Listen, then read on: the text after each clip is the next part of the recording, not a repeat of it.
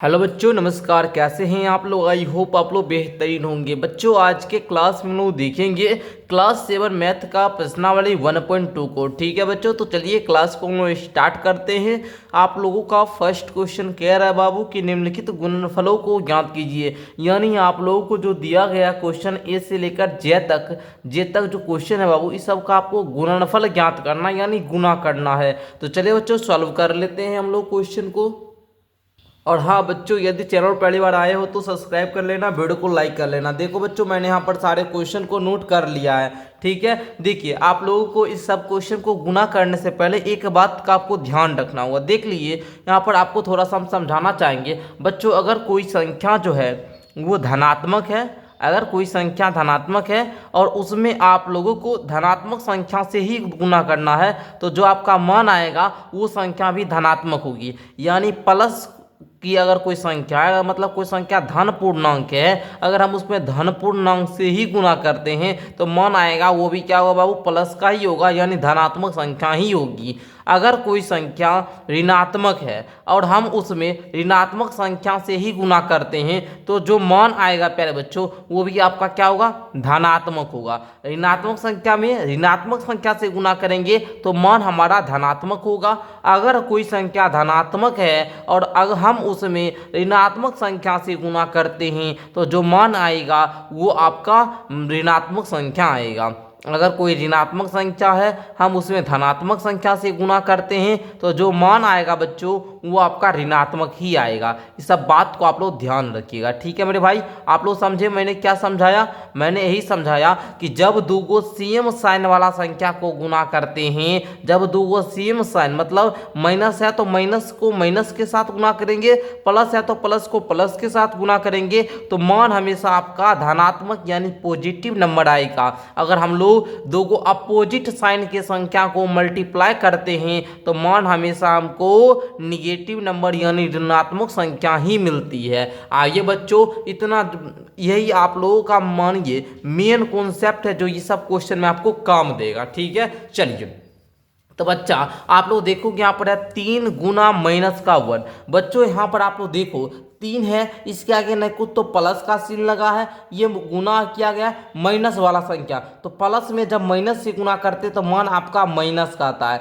अब बोलिए 3 गुना 1, 3 एकम 3, मान किस में आएगा बाबू, माइनस में। चूंकि मैंने बताया है आपको जब प्लस को माइनस के साथ गुना करोगे तो मान माइनस में आएगा, तो यहाँ पर -3 हो जाएगा। हम बेसिक से बता रहे ताकि कोई भी बच्चा सीख सकता है। अब देखो माइनस में प्लस से गुना करो, -1 गुना 225, तो इसका मान क्या आएगा बाबू, माइनस का 225 हो जाएगा। समझ रहे बाबू किस प्रकार से हमने यहाँ पर सॉल्व कर रहे हैं? अगला देखिए। अब देखिए बाबू, यहाँ पर आप लोग क्या गौर कीजिएगा, ये भी है माइनस का संख्या, ये भी है माइनस संख्या, मतलब माइनस में आपको माइनस से ही गुना करना है तो मान हमेशा प्लस का आएगा। अब गुना कर लीजिए, देखिए ये -21 गुना 30 कीजिएगा तो आप देखिए 3 एकम 3, 3 दूनी 6, 630 आएगा बच्चों, और मान प्लस का आएगा। चूंकि माइनस गुना माइनस इक्वल टू प्लस का, तो 630 आपका राइट उत्तर हो जाएगा। प्लस लिखने की जरूरत नहीं होती है।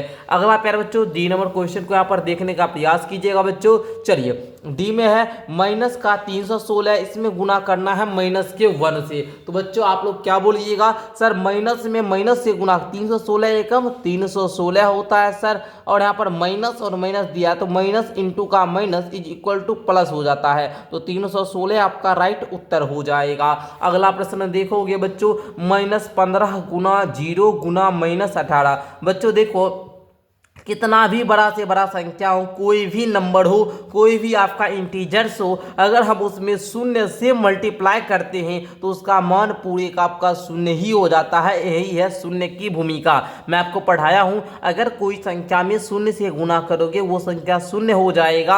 अगर कोई संख्या है बाबू, अगर कोई संख्या ए ले लेते हैं, इसमें अगर शून्य से गुना करते हैं तो मान हमेशा शून्य होता है। अगर कोई संख्या ए है, अगर हम इसमें 0 मतलब शून्य को जोड़ते हैं तो मान हमेशा ए हो जाता है। ठीक है, और यही बात मैंने आपको गुना में भी बताया बाबू कि अगर हम कोई संख्या ए है, अगर हम इसमें 1 से गुना करेंगे तो हमारा जो मान होगा वो ए ही हो जाएगा। ठीक है, चलो अगला देखिए प्यारे बच्चों, ये 1 की भूमिका हुई। अगला देखिए बाबू, यहाँ पर -12 गुना -11 गुना 10। बच्चों देखो -12 को जब -11 से गुना करोगे तो ये आपका कितना हो जाएगा प्यारे बच्चों, तो ये आपका 132 हो जाएगा। ठीक है प्यारे बच्चों, अब माइनस माइनस सर प्लस हो जाता है, 132 गुना है, गुना करो, ये 10 करो। अब देखो बाबू 132 गुना 10 करोगे तो ये आपका 1320 हो जाएगा और यही आपका फाइनल उत्तर हो जाएगा। अगला प्रश्न देखने का प्रयास कीजिएगा।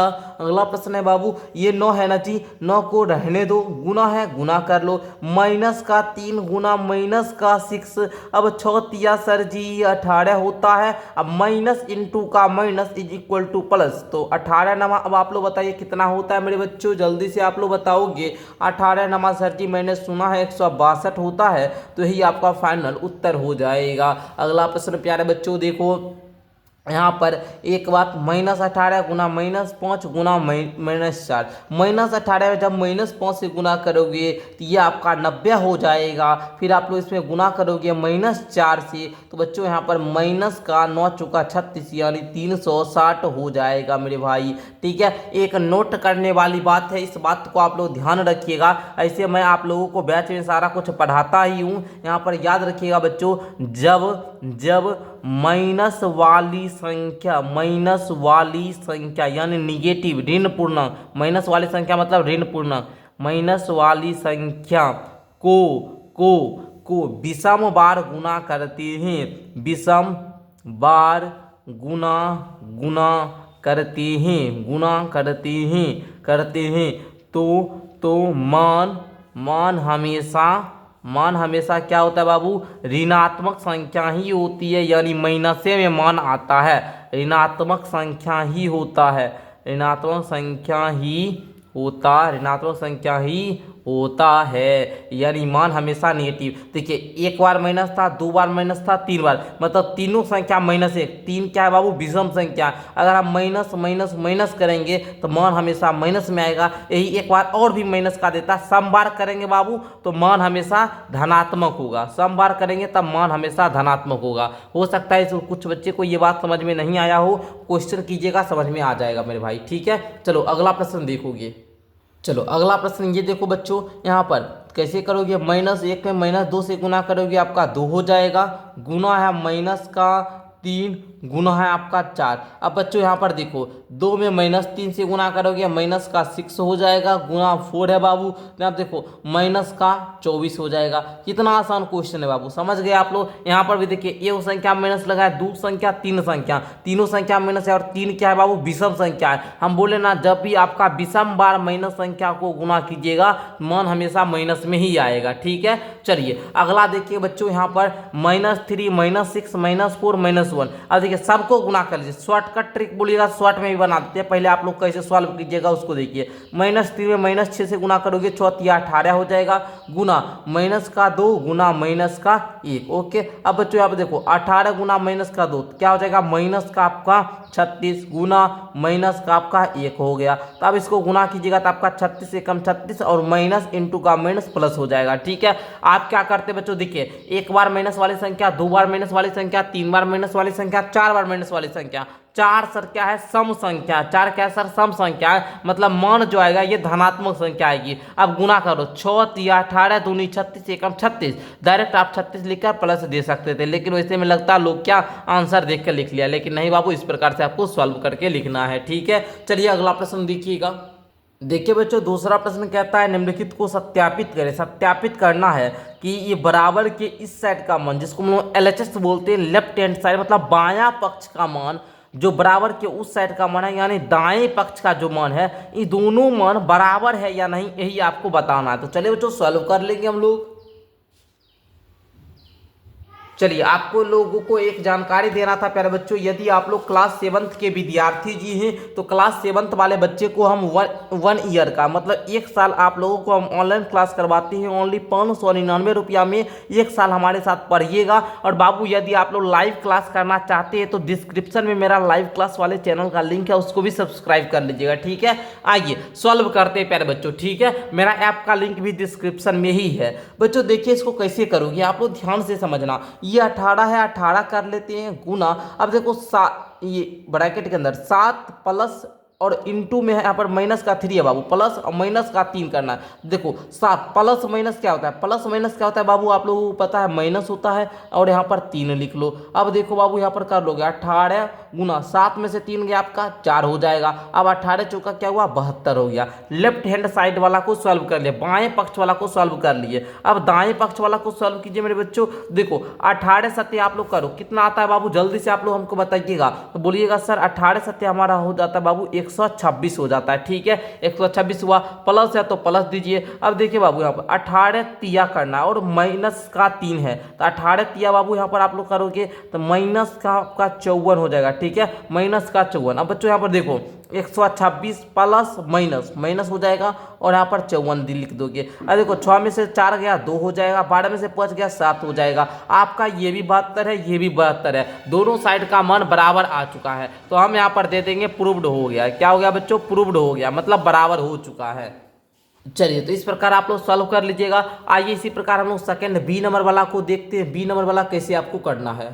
चलिए देखिएगा यहाँ पर आप लोग कैसे करना है। ये माइनस का 21 है, माइनस का 21 लिखिएगा, गुना है तो गुना दे दीजिए। अब देखिए बच्चों यहाँ पर माइनस का 4 है, तो यहाँ पर हम लोग माइनस का 4 दे देते हैं, प्लस है प्लस दे दीजिए। अच्छा माइनस का 6 है बाबू, तो यहाँ पर पहले हम क्वेश्चन को एक बार उतार लेते हैं। ठीक है अब आइए सॉल्व करते हैं। -21 गुना दे दीजिए, -4 प्लस माइनस, तो यहाँ पर माइनस हो जाएगा बाबू। ठीक है माइनस का 6 और यहाँ पर माइनस का 4, तो इस दोनों को आप लोग क्या कीजिएगा जोड़ लीजिएगा। तो यहाँ पर आपका माइनस का 10 आ गया मान, क्या आया मान, माइनस का 10 आ गया। बच्चों अब आप लोग इसको सॉल्व कर लीजिए। तो 21 दही होता है 210 और ये मान प्लस का आएगा, चूंकि माइनस इंटू का माइनस क्या होता है, प्लस होता है। ठीक है समझ गए बच्चों। आइए अब इसको कर लेते हैं, इधर वाले मान को हम लोग सॉल्व कर लेते हैं। ठीक है देखिए कैसे कीजिएगा। यहाँ पर देखिए बाबू यहाँ पर है आप लोगों को ब्रैकेट ही दे देना है। अब देखो -21 गुना माइनस का 4, तो क्या हो जाएगा बताइए, 4 एकम 4, 4 दूनी 8, 84 हो जाएगा। और माइनस इंटू का माइनस, माइनस में अगर माइनस से गुना करेंगे तो मान हमेशा प्लस का होता है,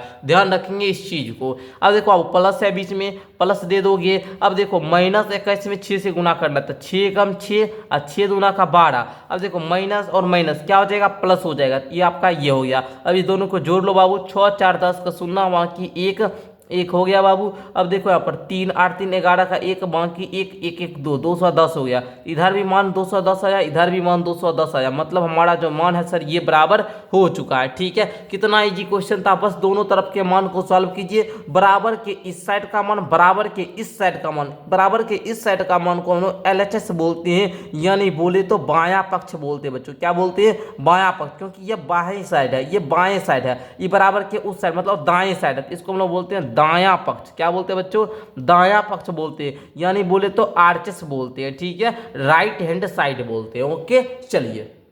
और हाँ 7th क्लास की ऑनलाइन पढ़ाई करने के लिए 62 069 57 681 पे आप लोग कॉन्टैक्ट कीजिएगा। 599 रुपया में 1 साल पढ़ाया जाएगा, जरूर कॉन्टैक्ट कीजिए।